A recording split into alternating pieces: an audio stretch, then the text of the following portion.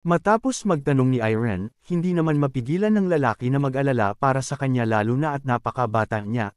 Binalaan niya si Irene na ang ekspedisyong ito ay magiging malaki, at nakasisigurado siyang magiging mahirap ito, kaya't hindi niya masisigurado ang kaligtasan ni Irene.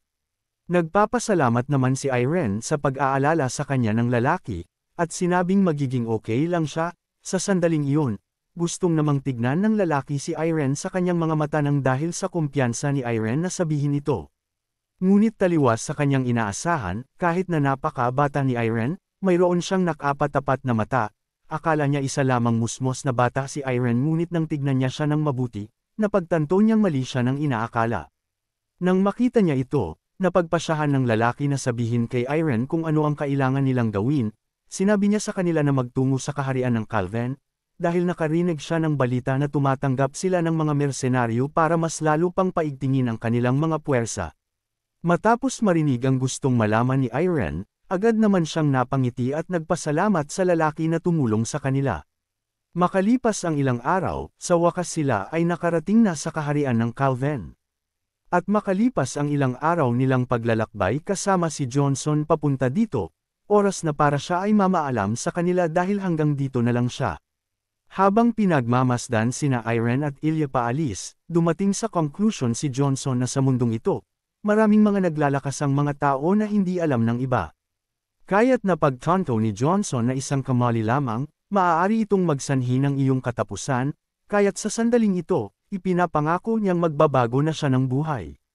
Sa kabilang banda naman, mayroong isang babae na galit, at inihampas niya ang kanyang mga kamay sa kanyang lamesa. Siya ay ang vice captain ng mga Calven Knights, na si Amira. Napakamot siya ng kanyang ulo dahil sa panghihimasok ng mga karatig na kaharian sa kanilang lupain para sa dungeon na matatagpuan sa kanila. Ngunit hindi lang iyon ang kanyang ikinagagalit dahil ang mga puwersa na ipinadala ng mga karatig na kahiraan ay hindi lamang basta-basta, ang court mage ng Rebot, na si Perry, at ang swordmaster ng Palanque na si Sevayon.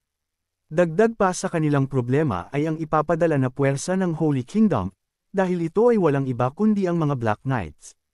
Hindi na niya alam ang dapat niyang gawin sa sitwasyong ito, dahil kung ito ay magpapatuloy, maaring mangyari ang kanyang kinakatakutan, at yun ay ang wala silang makuha na mga kayamanan. Kaya't upang hindi ito mangyari, iniisip niya na kinakailangan niyang mag-hire ng mga mersenaryong malalakas. Tamang-tama naman at dumating na ang mga tauhan niya para ipaalam sa kanya ang pagdating ng mga mersenaryo. Ngunit nang kamustahin ni Amira kung gaano kalalakas ang mga mersenaryong ito, tila ba hindi masabi ng kanyang tauhan ang kanyang nakita, kaya sinabi ni Amira na pabayaan na lang at siya na lang mismo ang pupunta para tignan ito. Nang makarating sila sa lugar kung saan naghihintay sila Ilya Irene, nadatnan niya silang naglalaban. Ngunit ito ay matitigil ng tanungin ni Amira silang dalawa kung sila ba ang mga nagbabalak na sumali sa ekspedisyong ito, bilang mga mersenaryo ng kahiraan ng Calven. Wala siyang tiwala sa kanilang kakayahan kaya't simula sa sandaling ito, sinabihan niya ang dalawa na ang kanilang pagsusulit ay magsisimula na kung sila ba ay pasado. Bilang respeto, gusto sanang magpakilala ni Ilya tulad ng ginawa ni Amira ngunit siya ay pinigilan, at pinagsabihang tama na ang daldal. Sayang ang oras at ipakita sa kanya ang tunay nilang kakayahan, agad namang pumayag si Ilya sa sinabi ni Amira. Bago magsimula ang kanilang laban, huminga naman muna siya ng malalim. At sa sandaling siya ay makapag-focus, agad na gumamit si Ilya ng kanyang aura at tinipon niya ito sa kanyang mga paa. Nang sa gayon, nagawa niyang kumilos ng napakabilis, at kanyang napaikli ang kanilang distansya ni Amira gamit lamang ang ilang sandali. Hindi naman nagpatalo si Amira, dahil bilang vice captain, hindi siya maaaring magpakita ng kahihiyan kaya't hinarap niya ang pag-atake ni Ilya ng harap-harapan. Ngunit kung iniisip niya na magagawa niyang salagin ang pag-atake ni Ilya, doon siya nagkakamali. Nang dahil sa aura sa mga paa ni Ilya, nagawa niyang makakilos papunta sa likuran ni Amira nang hindi niya namamalayan. Bago pa man mahuli ang lahat, mabilis namang tumalikod si Amira nang sa gayon, magagawa niyang makaabot bago pa man siya ma-attack ni Ilya.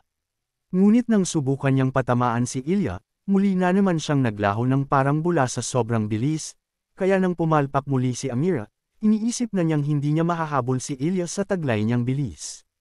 Matapos niyang gawin ang kanyang pag-atake, nadama niyang pupunta na naman si Ilya sa kanyang likuran, kaya't upang hindi na maulit ang nangyari kanina. Agad siyang umaksyon at sinubukan niyang huliin si Ilya. Ngunit taliwas sa kanyang inaasahan, ang bumungad sa kanyang harapan ay ang sahig na bigla na lang nagkaroon ng mga bitik, kaya't nang makita ito ni Amira, ang laki ng kanyang pagtataka. At bago pa man niya maintindihan ang mga nangyayari, bigla na lang sumulpot si Ilya sa kanyang tabi at pinatamaan ang espada sa kamay ni Amira. Matapos itong matamaan ni Ilya, ito ay tumilapon sa sahig at tumusok sa lupa nang dahil sa napakalakas na pag-atake ni Ilya. Matapos makita ni Amira na ang hawakan na lamang ng kanyang espada ang natitira sa kanyang mga kamay, hindi niya mapigil ang kilalanin ng mersenaryo sa kanyang harapan, tinanong niya ang kanyang pangalan at kung saang kaharian siya nabibilang. Sumagot naman si Ilya at itinuloy na niya ang kanyang pagpapakilala, sinabi niya na siya ay isang knight mula pa sa Adan Kingdom, nabibilang sa pamilyang Lindsay, at nagngangalang Ilya Lindsay. Matapos ang mga pangyayaring iyon, masayang-saya naman si Amira dahil ang kanyang mga panalangin ay sinagot, ngunit sa dami-dami ng mersenaryo na gustong sumali sa kanila, hindi niya inaakala na si Ilya ang sasali sa kanilang panig. Ngunit hindi lamang iyon ang ikinasasaya ni Amira. Dahil matapos magpakilala ni Ilya, tinanong naman niya si Irene kung ano ang kanyang pangalan. At nang masabi ni Irene ang totoo niyang pagkakakilanlan, laking gulat ni Amira nang ito ay kanyang marinig, dahil siya ay walang iba kundi ang tumalo kay Ilya at naging isang swordsmaster.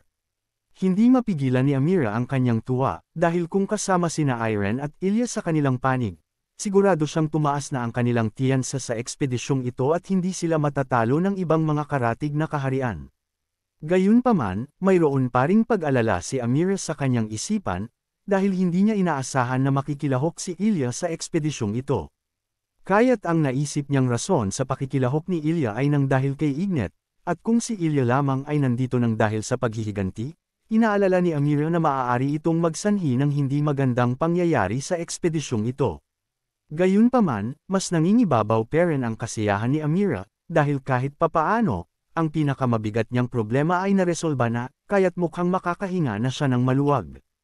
Nang dahil sa sobrang lalim ng kanyang iniisip, hindi niya napansin si Ruro sa kanyang tabi, kaya't nang magsalita si Ruro para tanungin si Amira kung ano ang kanyang ginagawa, napasigaw si Amira sa sobrang gulat nang marinig niya ang boses ni Ruro.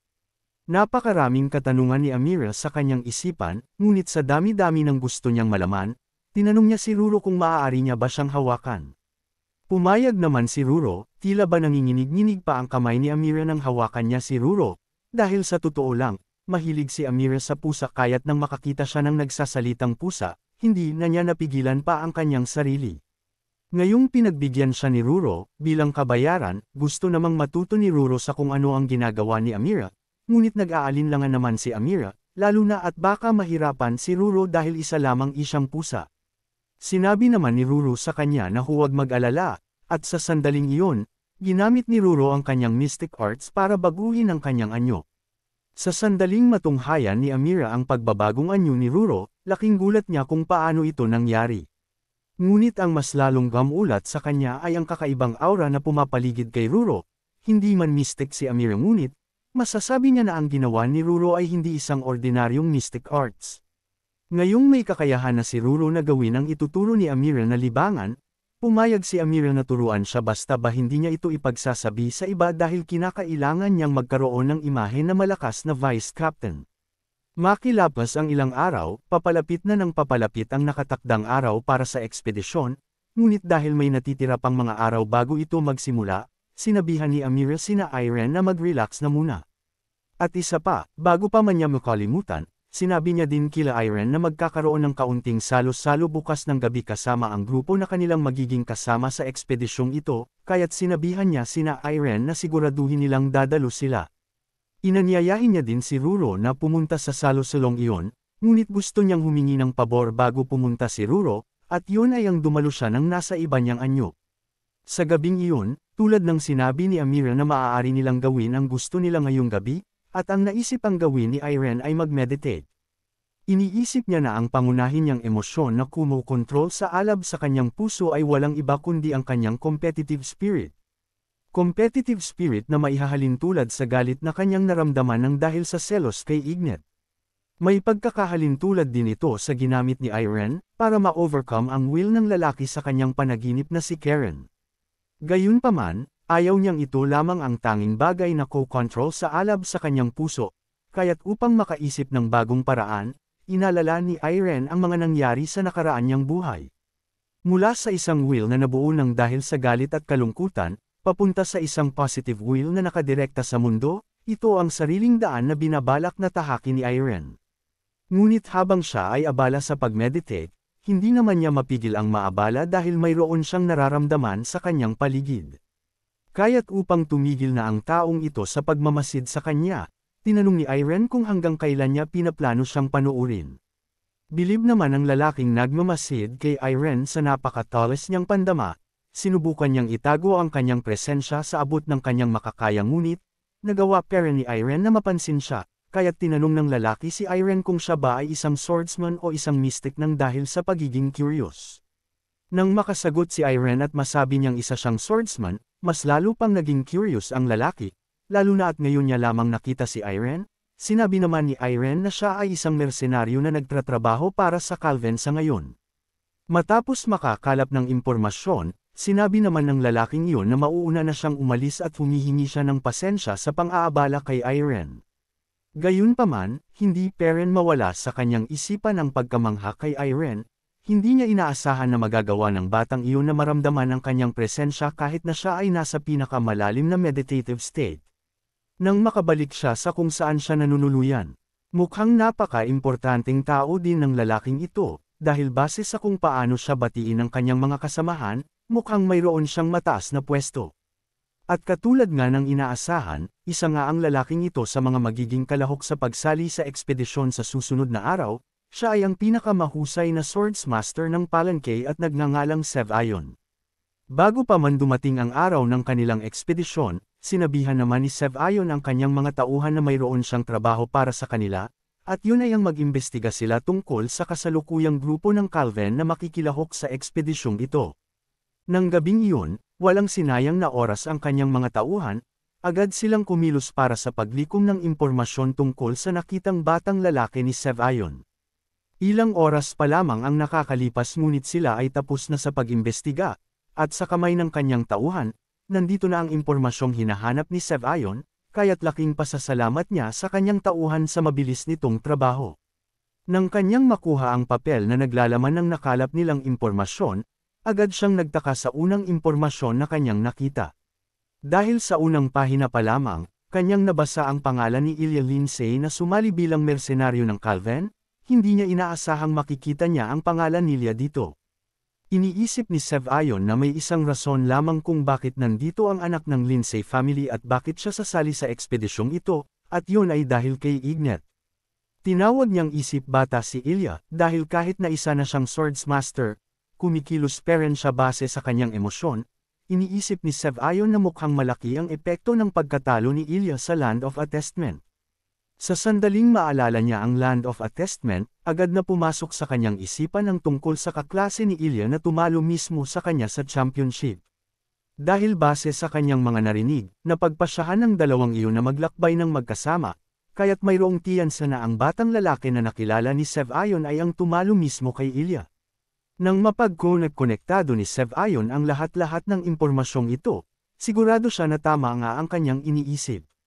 Na ang batang lalaki na kanyang nakilala ng gabing ito ay walang iba kundi ang bagong swordsmaster na may gininto ang buhok, at nagngangalang Irene Parreira. Nang dahil sa kuryosidad, hindi mapigilan ni Sev Ayon ang kanyang ngiti, lalo na at iniisip niyang mukhang magiging kawili-wili ang ekspedisyong ito. Sa sumunod na araw, gaganapin na ang munting salo-salo para sa mga makikilahok sa ekspedisyon, kaya't ang silid ay punong-puno ng mga upuan at mga iba't ibang pagkain. Dumating naman si Amira, at sa kanyang tabi, kasama niya ang captain ng Calven Knights, na si Gregory. Habang naglalakad, pinag-usapan naman nila ang mga swordsmasters na sumali pa sa kanilang grupo bilang mga mersenaryo. Tinanong naman ni Gregory kung ang ipinadala na Black Knights ng Holy Kingdom ay dumating na, sumagot naman si Amira at sinabing hindi pa. At dahil dito, naniniwala si Amira na ang katotohanan na hindi pa rin sila dumarating sa tamang oras para sa pinakaunang salo-salo ng magkakaibang kaharian, ay isang pagtatangka na ipakita ang kanilang totoong puwersa. Nang bigla namang may nanghimasok sa kanilang pag-uusap, at sinabing matagal na simula nang sila ay nagkausap muli. At ang taong iyon ay walang iba kundi ang court mage ng Rebot na si Perry. Tinanong niya si Gregory kung tama ba ang mga sabi-sabi, na nagmadali silang paigtingin ang kanilang puwersa sa pamamagitan ng pag-hire ng mga mersenaryo.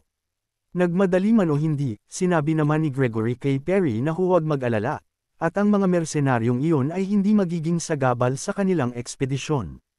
Bago pa man lumala ang kanilang bangayan, dumating naman si Sev-Ayon para sila ay pagsabihang tumigil na. Ang katwiran niya, ang kaganapang ito ay upang ipagpugay ang kanilang pagsasama-sama. Ngunit, hindi naman magpapaloko si Perry. Sinabihan niyang huwag nang magpanggap si Sev-Ayon dahil may hinala siya na mayroon siyang ibang binabalak. Nang bigla naman silang napatigil ng magsalita si Gregory, dahil sa hindi kalayuan, mayroon siyang nakitang mga bagong mukha, kaya tinanong niya si Amira kung ang mga taong iyon ba ay ang mga mersenaryo na kanyang tinutukoy. Tamang-tama naman ang kanilang dating, nagsimula silang maglakad papunta sa loob para tumingin ng kanilang mauupuan para sa kaunting salo-salo, at sa bawat hakbang nila, mapapansin ang nag-umapaw na kumpiyansa. Nang dahil sa transformation ni Ruro, mas lalo pang nag-umapaw ang kanyang mystic na enerhiya ng dahil sa kakaiba niyang anyo, at sa mga mata ni Perry. Hindi niya ito mapigil ang hindi mapansin, dahil sa isang tingin pa lamang, pansin na niya ang napakadaming magic power na para bang maihahalin tulad na sa isang archmage. At hindi lang iyon, mayroong pakpak at sungay si Ruro kaya't laking pagtataka ni Perry kung ano ang pagkakakilanlan ng batang ito. Samantala, sa kanyang likuran, tawang-tawa naman si Amira nang makita niya ang reaksyon ni Perry nang makita niya si Ruro. Alam niyang ito ang mangyayari kaya't humingi siya ng pabor kay Ruro nitong nakaraang araw na magtungo dito gamit ang bago niyang anyo. Habang sila ay naglalakad, hindi naman mapigilan ni Irene na marinig ang mga pinag-uusapan ng mga tao, nagchichismisan sila kung tama nga ba ang kanilang nakikita. Pinag-uusapan nila na ang rason lamang ng pagpunta ni Ilya sa ekspedisyong ito ay walang iba kundi dahil kay Ignet. Iniisip naman ng iba kung siya ba ay nandito para ipaghiganti ang kanyang kapatid na si Carl. Harap-harapan man nilang pinag-uusapan si Ilya ngunit, hindi naman niya ito pinansin, at ipinagpatuloy niya ang kanilang paglalakad. Nang dahil sa mga pangyayaring ito, hindi mapigilan ni Irene na mapatingin kay Ilya ng dahil sa pag-aalala. Binabalak niyang kamustahin si Ilya ngunit bago pa man niya ito magawa, huminga ng malalim si Ilya at bigla na lang siyang nagmura sa harap ng napakaraming tao. Gulat na gulat sina Irene at Ruro nang kanilang marinig ito, lalo na at ito pa lamang ang unang beses nilang marinig si Ilya na magmura. Pati ang mga taong nakakakilala sa pagkakakilanlan ni Ilya ay hindi makapaniwala sa kanilang narinig. Akala nila hahayaan lang ni Ilya ang mga taong iyon ngunit bigla-bigla na lamang siyang nagmura. Imbes na tiisin ang lahat ng ito, tinignan ni Ilya sa mga mata ang mga taong nagchichismisan tungkol sa kanya, at muli niya silang pinagmumura ng napakalakas. Ang nakaraan, bago pa man matuto si Ilya sa paggamit ng ganitong pananalita, tinanong siya ni Judith kung bakit hinahayaan niyang naaapektuhan siya ng pinagsasabi ng mga tao, dahil para kay Judith, kahit na anong gawin ni Ilya, ang mga tao ay magpapatuloy pero na pag-usapan sila at ng kanyang pamilya. Binigyan ni Judith ng payo si Ilya, sinabi niya na hindi niya kailangang magpa-impress sa kanila, at maaari niya lamang silang pagmumurahin ng harap-harapan. Para patunayan ang kanyang punto, sinubukan ni Judith na magmura sa harapan ni Judith ng napakaseryoso, bilang isang demonstration. Matapos niyang ipakita kay Ilya kung paano magmura, sinabi ni Judith sa kanya na subukan din niya itong gawin, at mas gagaan ang kanyang kalooban, dahil para kay Judith, mas maganda na lang ito kaysa naman hayaan ni Ilya na kimkimin ang negatibong mga bagay sa kanyang puso. Gaano pa man kaganda ang payo ni Judith, nag-aalinlangan naman si Ilya lalo na at galing siya sa isang pamilya na maituturing na mga matataas na tao, at hindi normal sa kanila ang pagmumura. Ngunit dahil ito ay payo mismo ng matalik niyang kaibigan, sinubukan naman ni Ilya na magmura, at mayroong lumabas na maliit na tinig sa kanyang boses nang dahil sa unang beses pa lamang niya itong masubukan. Ngunit hindi ito sapat dahil napakahina nito, kaya't sinabihan ni Judith siyang mas lakasan pa ang kanyang tinig at ulitin itong muli. Nang araw na iyon, walang ginawa ang dalawa kundi turuan si Ilya paano magmura ng tama. Sa kasalukuyan, mukhang hindi naman pinagsisisihan ni Ilya ang pagkatuto kay Judith kung paano magmura, dahil kahit papaano, tumigil ang mga chismoso sa kanilang pananalita. Nang dahil sa pagkagulat nila Irene sa ginawa ni Ilya, Napag-iwanan na sila kaya't tinanong ni Ilya silang dalawa kung ano pa ang kanilang itinatayo-tayo at inanyayahan silang maupo na. Tuwang-tuwa naman si Gregory nang dahil sa ipinakita ng mga mersenaryo na kanilang magiging kasama sa ekspedisyong ito. Matapos ang mga kaganapang iyon, wala pa rin ang grupo ni Ignet na Black Knights, gayunpaman, hindi na sila makakapaghintay kaya't magsisimula ng magbigay ng panayam ang captain ng Calvin Knight na si Gregory. Unang-una sa lahat, gustong magpasalamat ni Gregory sa mga dumalo sa munting salo-salo na ito, ngunit bago pa man niya maituloy ang kanyang pananalita. Biglaan na lang nagkaroon ng matinding pagyanig, at naiwang gulat na gulat ang mga tao sa silid. Laking pagtataka nila kung ano na lang ang nangyayari at bakit yumayanig ang lupa. Mula sa gitna ng silid, kung nasaan nakapalibot ang mga taong dumalo sa salo-salong ito, bigla-bigla na lamang nagkaroon ng portal na napakalaki. Makalipas lamang ang ilang sandali, mayroong mga taong nagsimulang magsilitawan mula sa portal, binabalot sila ng kakaibang baluti. Gaano pa man kakaiba ang mga baluting ito, hindi naman mapigilan ni Amira na kabahan, lalo na at pamilyar sa kanya ang mga knights na may ganitong klase na mga baluti. Dahil base sa kanyang kaalaman, ang mga knights na ito ay walang iba kundi kabilang sa grupong Black Knights at parte ng Holy Kingdom. Mukhang tama naman ang hinala ni Amira, dahil pati sina Gerog at Anya ay nagsimula na ding lumitaw mula sa portal. Ngunit sa grupong ito, tila ba mayroon pa ring hinahanap si Ilya na hanggang hindi pa rin dumarating. Ngunit makalipas lamang ang ilang sandali, mayroong maririnig na mga yapak mula sa likuran ng portal. Hindi pa man nakikita ni Ilya kung kaninong mga yapak iyon ngunit, base pa lamang sa tunog nito, alam na ni Ilya na ito ay nanggagaling kay Ignet. Katulad ng inaasahan nila Ilya at Irene, tama nga ang kanilang akala na dadalo din si Ignet sa ekspedisyong ito, at dito nila siya muling makikita. Nagtagumpay man si Anya sa paggawa ng portal, pinagsabihan naman siya ni Gerog dahil ang kanilang usapan ay sa labas siya gumawa ng portal, inakuhasan niya si Anya na nagtitipid ng kanyang mga ginto, depensa ni Anya, nagkamali lang siya dahil akala niya sa labas mapupunta ang portal na ginawa niya. Nang dahil sa malaking komosayon na sanhi ng portal na ginawa ni Anya, lumapit si Ignet kay Gregory at humingi ng patawad. Sinabi naman ni Gregory na huwag mag-alala at minsan lang din siya makakita ng mga ganitong palabas.